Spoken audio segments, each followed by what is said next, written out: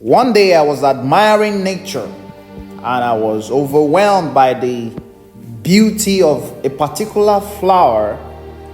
And while I observed it, I heard a still small voice whispered within me and said, "Are you aware that amongst all God's creation, man is in the axiom, the highest value that God created was a human being? Practically because man was made in the image and likeness of God. Now, if you so admire this creation of a flower, then you should learn to admire God's greatest of all, which is human being."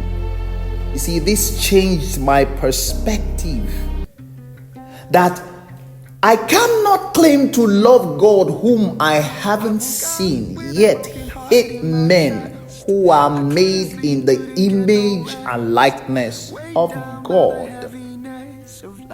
Let's think about this a little bit. Imagine how the world will look like if we deal with every human being as though we are dealing with God. The Lord said, "When I was a stranger, you welcomed me. When I was in prison, you visited me. When I was sick, you attended to me. When I was hungry, you fed me. When I was thirsty, you gave me water to drink." And then the people were asking, "When did we see you and we did all this?" And he said, "As long as you do this to the least of my brothers," meaning that as you do this to his image and likeness.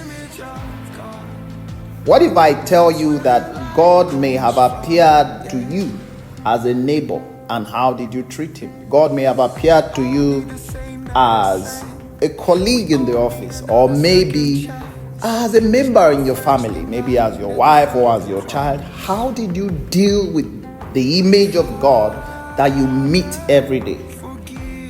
Our homes, our communities, our society will be a better place when we honor human beings as image and likeness of God.